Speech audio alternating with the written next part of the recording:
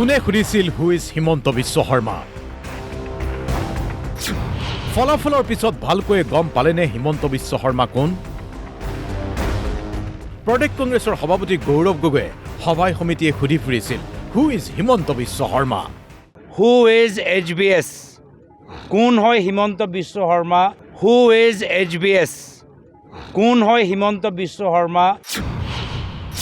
গৌৰৱ গগৈক এজাউৰি দি কৈ দিলে বিজেপিৰ ইজনৰ পিছত সিজন নেতাই ফলাফলৰ পিছতেই মন্ত্ৰী পীযুষ হাজৰিকাই খুলিছে মুখ হিমন্ত বিশ্ব শৰ্মা কোন নাজানে এতিয়া নিশ্চয় গম পাইছে কংগ্ৰেছ এতিয়া মুছলিম লীগ হ'ল কটন কলেজৰ 3বাৰৰ সাধাৰণ সম্পাদক আছিল তেখেত এইবাৰলৈকে 6বাৰৰ বিধায়ক অসমৰ মুখ্যমন্ত্ৰী হ'ল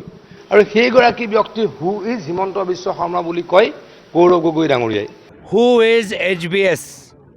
কোন হয় হিমন্ত বিশ্ব শৰ্মা তাৰ ফলত কি হ'ল গৌৰৱ গগৈ ডাঙৰীয়াৰ নিজৰ বুথত হাৰিছে এনেকুৱাকৈ মানুহক কৰা অসন্মানৰ কাৰণে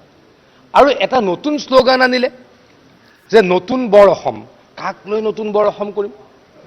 আমিতো অসম হৈয়ে বৰ অসম হৈয়ে নতুন অসম বৰ অসম মানে কোন মিয়াক লৈ নতুন বৰ অসম এই কথাটোৰ কাৰণে অসমৰ ৰাইজে কংগ্ৰেছক আৰু কংগ্ৰেছৰ মিত্ৰজোঁটক একেবাৰে নৎসাত কৰিছে তেওঁলোকৰ সপোন ধূলিসাৎ হৈছে বদৰুদ্দিন আজমলে সাধাৰণতে ভাল কথা নকয় এটা ভাল কথা কোৱা শুনিলোঁ এইটো বোলে মুছলিম লীগ হৈ গ'ল এতিয়া যে কংগ্ৰেছ দলটো এতিয়া মুছলিম লীগ হ'ল সঁচাকৈ হৈছে ভূপেন বৰাই কৈছে গৌৰৱ গগৈক হিমন্ত বিশ্ব শৰ্মা কোন কংগ্ৰেছ আৰু বিজেপিৰ পাৰ্থক্য কিহত বুজি পালে ভূপেন বৰাই কৈছে ডক্টৰ হিমন্ত বিশ্ব শৰ্মাৰ বাবেই জয়ী হোৱাত সহায় হ'ল ভূপেন বৰাৰ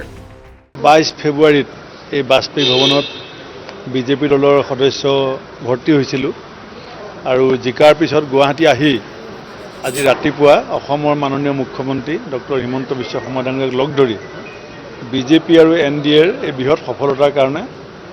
অভিনন্দন জনাইছোঁ লগতে মোৰ বিজয়ত তেখেতৰ যিখিনি সহযোগিতা আৰু দিহা পৰামৰ্শ তাৰ কাৰণে কৃতজ্ঞতা জনাইছোঁ কংগ্ৰেছ আৰু বিজেপিৰ পাৰ্থক্য আচলতে কি নিৰ্বাচনত জয়ী হোৱাৰ পিছত ভালকৈ বুজি পাইছে ভূপেন বৰাই পাৰ্থক্য বহুত আছিলে বিশেষকৈ ইয়াত সংঘবদ্ধ প্ৰচেষ্টা তাত গাই গোটা জিকিলে যে হাৰিলে হাৰ টাইপৰ ইয়াত সংঘবদ্ধ প্ৰচেষ্টা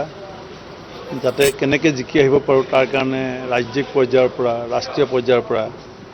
দৈনন্দিন যিটো দিহা পৰামৰ্শ যোগাযোগ বা মোৰ ভুল হ'লে কিবা আঙুলিয়াই দিয়া সকলো ধৰণৰ পূৰ্ণ সহযোগিতা চাবলৈ গ'লে মই মোৰ নিজা প্ৰস্তুতি নাছিলেই কাৰণ মই যোগদান কৰাৰ কেইদিনমানৰ পাছতে টিকেট ঘোষণা হৈছে আৰু মাত্ৰ 40 দিন সময় পাইছোঁ গতিকে দলীয় যিটো সাংগঠনিক সংঘবদ্ধ প্ৰচেষ্টা আৰু হিমন্ত বিশ্ব শৰ্মাৰ যিটো গতিশীল বলিষ্ঠ নেতৃত্ব আৰু মূৰ হৈ পেলাই তেখেতে যিটো প্ৰচাৰ চলাইছিলে বিহপুৰীয়াৰ উন্নয়নৰ স্বাৰ্থত সেইখিনিয়ে যথেষ্ট সহায় কৰিছে ৰকিবুল হুছেইনৰ নেতৃত্বত আৰু গৌৰৱ গগৈ সভাপতিত্বত ৰকিবুল হুছেইনে যি ধৰণে পৰিকল্পনা কৰিছিলে দলটো সজাবৰ কাৰণে